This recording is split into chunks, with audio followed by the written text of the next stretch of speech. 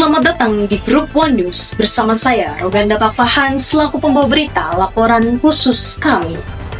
Kali ini, kita akan melaporkan langsung hasil kunjungan tim mahasiswa di PT Sebalang Berkah, suatu tambak pembesaran udang faname yang berdiri di tempat wisata.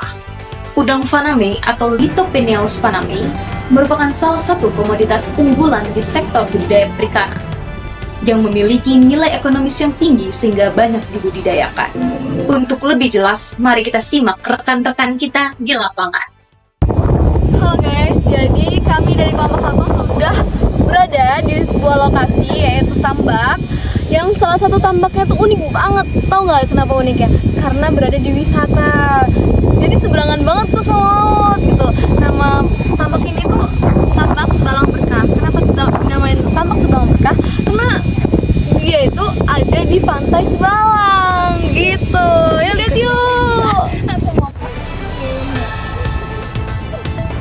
Jadi, pada saat kami sampai di lokasi itu, kami langsung disambut oleh pemandangan indah dari salah satu pariwisata di tempat itu, yaitu Pantai Sebalang. Tambak ini berdiri di tahun 2017. Awal mula tambak ini berdiri hanya 5 kolam, tapi dengan berkembangnya setiap tahun, tambak ini sekarang mempunyai 12 kolam. Lalu seperti yang kita lihat, bahwa di tambak ini sekarang sedang tidak produksi. Karena siklus yang ada di sini sudah terstruktur. Penebaran benur dilakukan sekitar bulan Mei dan panen biasanya dilakukan pada bulan Mei hingga Juni di tahun berikutnya. Setelah panen, kolam tersebut tidak langsung digunakan kembali.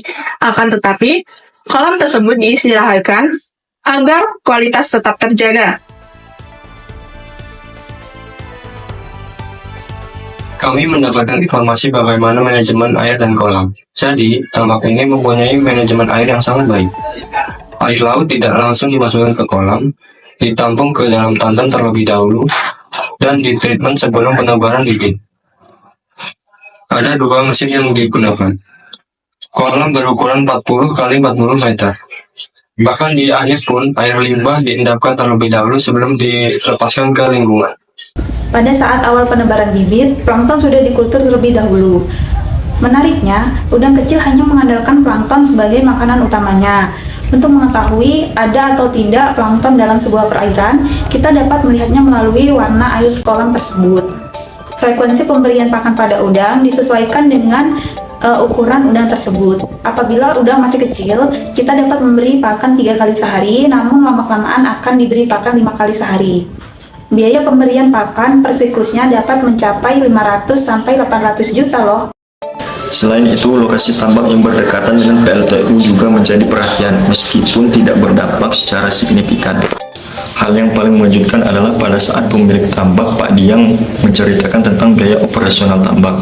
Menurutnya, pada saat tambak beroperasi secara penuh, biaya yang harus dikeluarkan per bulan yaitu sebesar 25 juta rupiah. Sedangkan pada saat tambak sedang tidak beroperasi, biaya yang harus keluarkan untuk membayar biaya seperti listrik sebesar 10 juta rupiah. Sama 1 kali tebar langsung ganti semua, sobek, tipis. Pemasaran dari panen tambak ini adalah pembeli datang sendiri, bahkan hingga melakukan ekspor udang. Di balik semua pencapaian itu, tambak ini juga menghadapi beberapa tantangan. Salah satunya adalah pada tebar yang terlalu tinggi, yang berujung pada hasil panen yang kurang maksimal. Penyakit juga sempat muncul dan mengganggu pertumbuhan udang. Lokasi yang berada di kawasan wisata turut membawa tantangan tersendiri dalam hal pengelolaan. Demikian kami melaporkan kembali kepada Roganda. Terima kasih rekan-rekan, demikian laporan kunjungan lapang kami di PT Sebalang Berkah. Dari sini kita belajar, perikanan menyimpan banyak potensi, namun menuntut ketekunan dan strategi yang matang. Saya Roganda Pakpahan, sampai jumpa di laporan berikutnya.